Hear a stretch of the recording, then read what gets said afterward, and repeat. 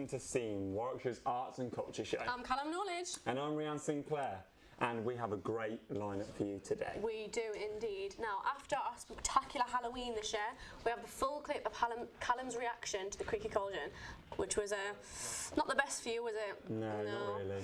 And we're going to go speak to the guy who knows everything about paranormal activity, Mark, who actually took us on a ghost tour this week. We also have a Scene exclusive at the RSC, talking to the set designer of the upcoming play, Wendy and Peter Pan. Which is very exciting. And we're going to have a quick clip at the Stratford Market, just in time for your Christmas shopping, in case you're running out of ideas where to shop, because I know I am. Yes. So, Stratford Market. So am I. Plus, we have a special look at the Leamington Comic Con. That was a couple of weeks ago. And a visit to Stratford's very own Mad Museum. And lastly, we're going to take our test and know our knowledge of our fire safety in our Bonfire Night Fire Quiz. I can't wait, because I'm absolutely going to thrash you at it. Well, we'll have to just wait and see, because I don't think you're going to. But, you know.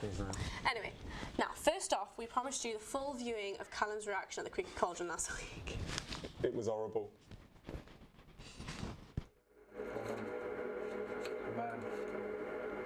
Man, take a while to look at these. Let your focus drift across them.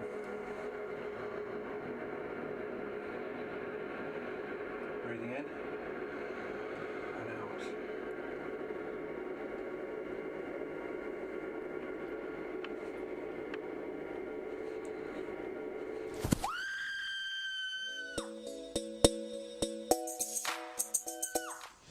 And viewers at home, I'm afraid that's the only bit our producer will let you show, as we're a bit worried it's going to be a bit too scary to air. So, but I hope you're okay now, though. I'm fine, thank you. Yeah, it was pretty terrifying. Yeah, I still feel a bit faint when we're talking about it. So if we move on, that would be much appreciated. Yeah, I have no clue what the guy did, but even though Halloween is truly over for the year, which is sad, but in Stratford there's a guy named Mark who does ghost walks all year round, every day in fact. Yes. Yeah. So if you're like me, wish Halloween would never end, you can come and scare yourself silly by learning about Stratford's spooky past any time of the year. And here's a snippet of what you might expect. Have I ever witnessed a ghost on my tour? I guess one answer to that question would be I don't know. Because I guess it's possible that you wouldn't necessarily know whether you'd seen a ghost. I think that on one occasion I was telling a story about a ghost at one of the inns in Stratford-upon-Avon, and that still to this day, from time to time, she takes a look out of the first floor bedroom window. And I finished telling the story, and one of the group pointed up and said, "Is that her?" And I looked, and there was a face there, and several of the other members of the group saw it. And it wasn't necessarily a modern face. She wasn't in modern dress. It was a face looking out of the window. I went to the pub later on that evening and asked the manager, whether anyone was staying in that room at the time, and he said no, the room's currently locked and there's no one there. Ring a roses, pocket full of posies, a tissue, we all fall down. In 1564, the same year that William Shakespeare was born, an unwanted and unexpected visitor arrived in Stratford-upon-Avon. His first visit was at the inn we can see across the way, the Garrick Inn. This visitor went by the rather harrowing name of the Black Death. Now, the Black Death was responsible for killing nearly 250 of Stratford's townsfolk, a significant proportion of the population at the time. And during the 15th and 16th centuries, it decimated London's population by nearly 30%.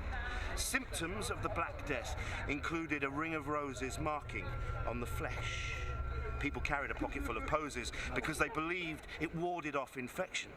Other symptoms included huge growths, buboes that attached themselves to the lymph glands on the neck, underneath the armpits, and yes, gentlemen, indeed, even the groin.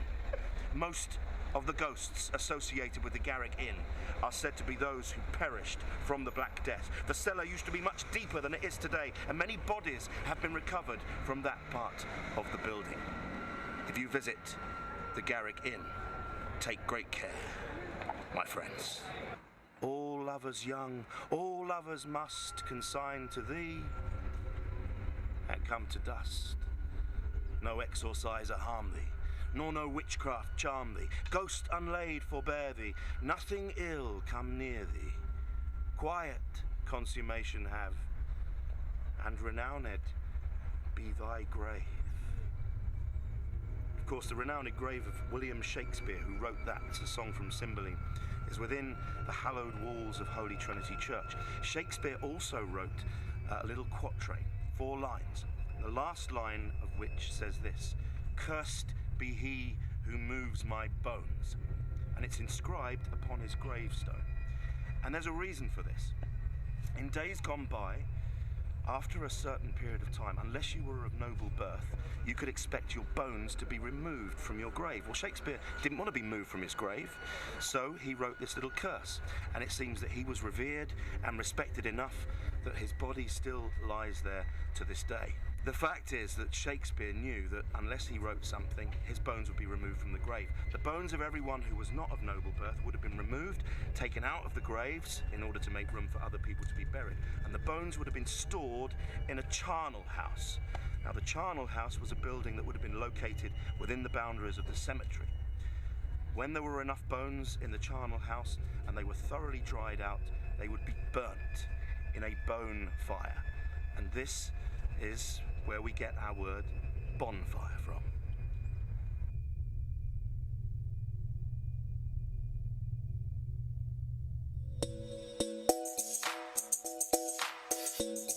That was really scary. I can't actually believe what the producers of this show is getting us to do. This is a joke. I know. Tell me about it. I mean, the creaky cauldron was enough. That was enough? Now this? No, hang on, wait a second. Did you just say you wished Halloween would never end? Yeah, I mean, there's the 3 sweets and dressing up, not any of this. I was gonna say.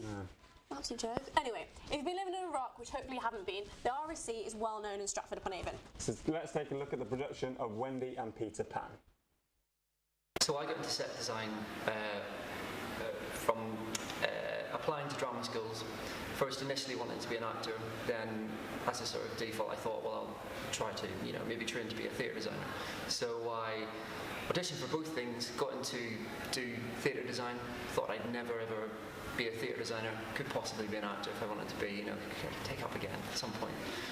But never looked back, did 3 years and trained really hard for 3 years at the Royal Welsh College of Music and Drama.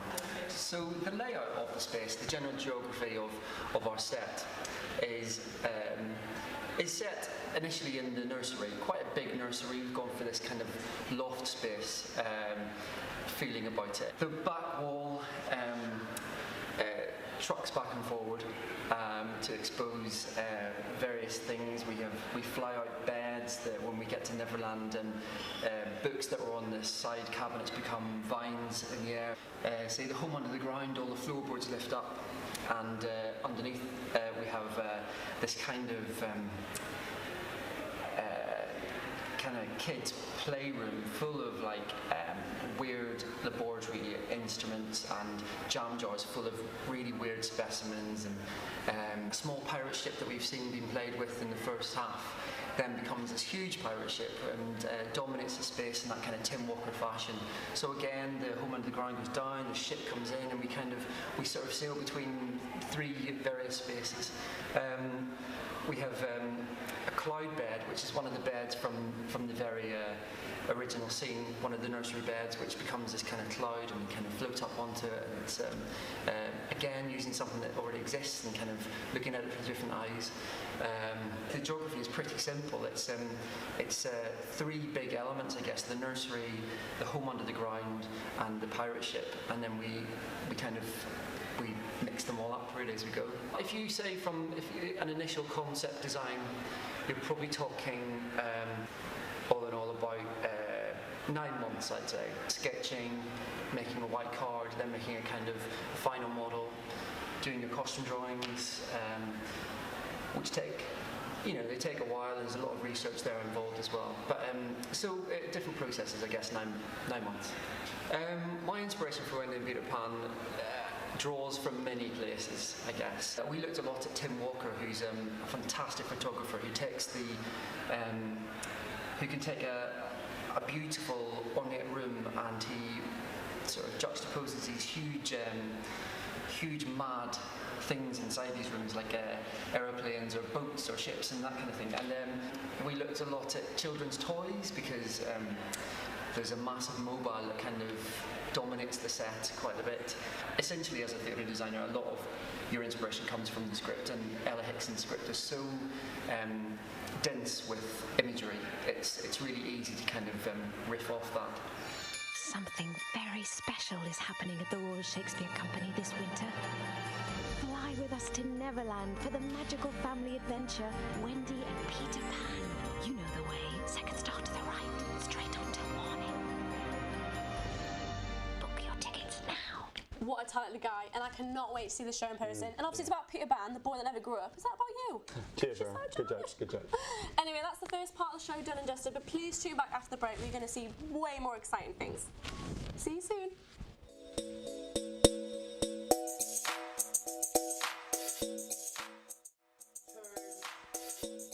Hello and welcome back to Scene. I hope you guys are ready for a fiery second half. Because it is bonfire night, our favourite time of the year. It is.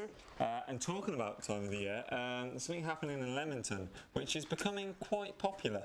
Well, what could it be? There's loads of things going on. Come on, give us a clue. Well, you can dress up for it. There's many times you can dress up. You're going to have to give us more of a hint than that.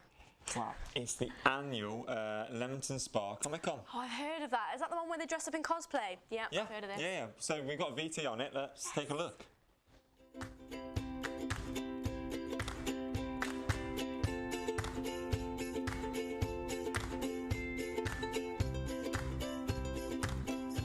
Dressed as Harley Quinn from the Suicide Squad, Assault on Arkham, which is a cartoon. I've been doing cosplay not long. I think the first time I did cosplay was last year at their first event. And I've always wanted to do it, but I've never really had the time or the money, to be honest.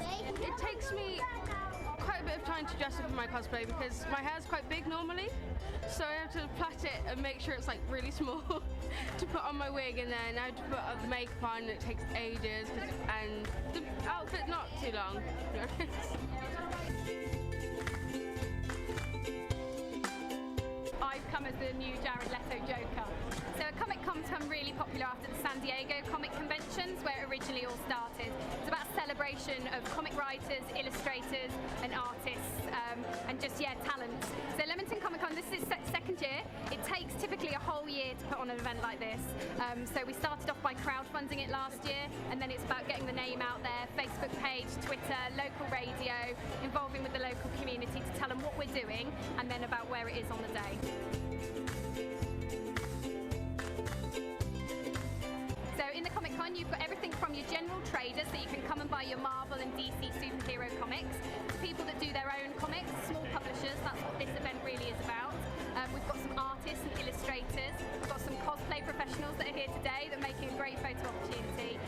So we've got competitions, we've got a pop-up photo booth, we've got tombola, so we've got something for everyone.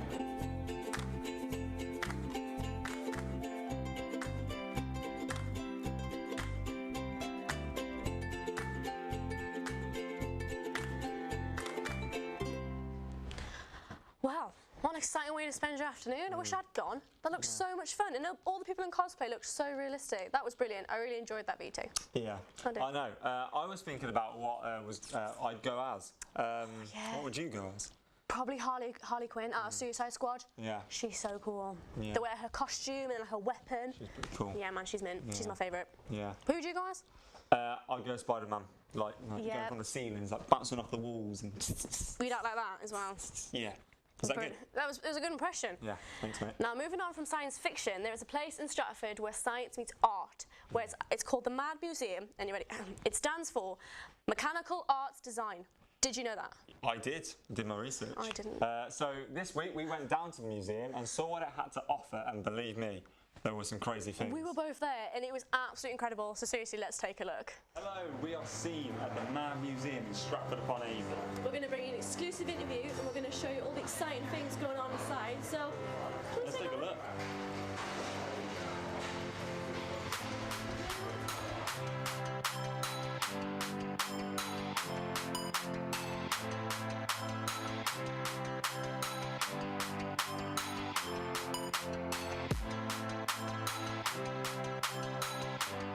The museum appeals, I think, to everybody and anybody. That's the beauty of the museum. We get an extended group, an extended family group in, you know, a 6-month-old baby to a 99-year-old grandma, and there is something in the museum for everybody. My personal favourite in the museum would be a piece by David Williams. What appeals to me with it is the majority of visitors we have in the museum will smile when they turn the button on. So fundamentally, that's probably one of the main reasons why it's my favourite, is the smile factor. Also, again, going back to being lucky enough to meet a lot of the artists, really, really nice, warm guy that you sort of couldn't fail to like. Even if you made a box that did anything, you'd probably like it. So that helps. And its simplicity, you know, and using different materials, and you know, and how he can again make people laugh and smile just with a simple ball bouncing on 3 drums. So I would say the David Williams, and it's called Foremost Down with Gravity. Well, this area we're in at the moment is our designated exhibition area, and we've been really, really lucky to have these original Heath Robinson drawings. Heath Robinson was a prolific artist, commercial artist, from about the turn of the century to his death in 1944. The majority of his art was contraptional, but also it was non-contraptional because you can't make it, because it all defies the laws of physics. And we're really lucky to have these pieces. I mean, just alone we've probably got in the region of about £40,000–50,000 worth in here. But what is a really nice link between Heath Robinson and our museum, the original man himself, and then the kinetic sculptures we have in the museum. Wow, there it is. What an amazing place it was. That's incredible. And if you want to go check it out for yourself, go down to Henley Street in Stratford, and there's more details on their website. I definitely think it's one of Stratford's hidden gems. Like, not many people know where it is. It's been between the post office and the hairdressers, and it's kind of hidden. But the things inside, it's absolutely incredible. You need to go check it out. That VT doesn't do it justice. No, not at all. So please go down there. You'll be mad to miss it. It's terrible. Who writes this stuff? Oh no. Anyway, one thing, actually to be fair, one thing you'd be mad to miss. Hey. It's the Stratford Market. So let's take a look at the VT.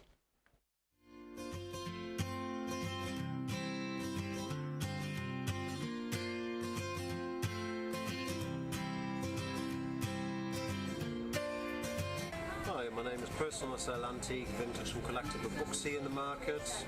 I've been doing this for a year, previously doing other gear in antique and vintage fairs. Now fully on with the books in the markets, going around the country, here in Stratford, Oxford, Worcester, and book fairs and other places around the country.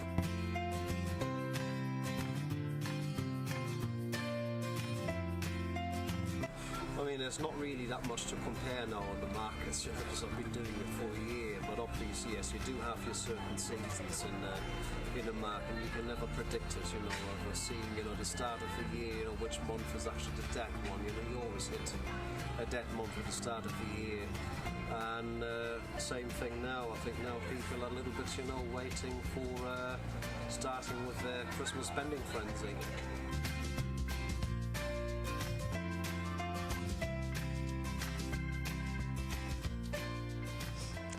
I love the Stratford Market. There is so much to offer there. You could honestly get all of your Christmas shopping done at that market. Yeah. I got jewellery for myself, my ring.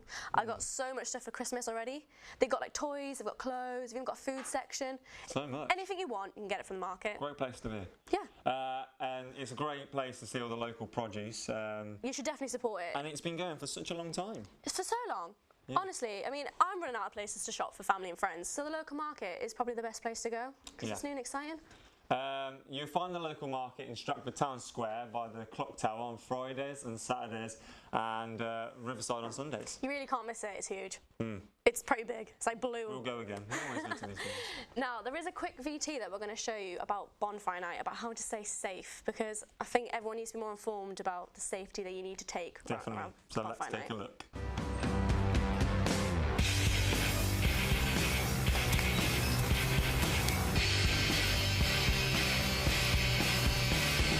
When I was 14, all I could think about was getting girls to notice me.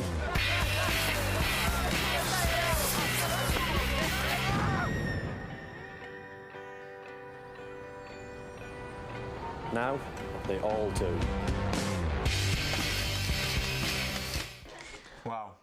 great message. Hopefully you paid attention to that, yeah. Definitely. People need to be more safe around bonfire night because it's such a fun time of the year. Hope it doesn't get ruined, people like burning themselves. Just be safe, be careful, wear gloves, just be sensible. But now if you've actually missed bonfire night, it's not too late to go to a bonfire show, Callum. So tell everyone where they can actually go for the late night ones. There are 4 on tonight. There's one in Warwick Town tonight at the racecourse and in Rugby at Winfield Park. Plus one at Kenilworth Castle in Bedworth at the Miners Welfare Park. So go get your sparklers ready. I've actually been to that one. Yeah. It's brilliant. The show's spectacular. Now, but if you're about this week, we have the lowdown of what's going on in the Warwickshire area. Indeed. If you're looking for a theatre, the Mousetrap is back on stage celebrating its 60th anniversary at the Belgrave Theatre, Coventry, on the 9th to the 14th of November. And if you're looking for comedy, head down to the Captain 2015 in Fargo Village on the 10th and the 11th of November. And there's music by Bruno Mars Tribute Act. I love him. Playing on the 13th of November at Aidencott Manor Close Hotel, enough, you got it. in Warwick. And there's also a World War Family Day event at the Harbert Gallery in Coventry, which we've also mentioned before on the show. I know. We just love that one. And that's on the 14th of November. Yeah, we need to go see all those. We love it at that gallery, so we'll probably go to that one. Yeah. But unfortunately, Callum, That's all we have time for on this episode of Scene. So, I feel like we've come quite a lot into the show, actually. yeah. I'm quite impressed how much we filled. Yeah. But we'll probably bring another show next week with more information and more exciting things going on in Warwick because it's endless. Yeah. So, hope you've enjoyed the show. Yeah. We will see you next week for some great more stuff. See you next week, guys. See you later. Bye.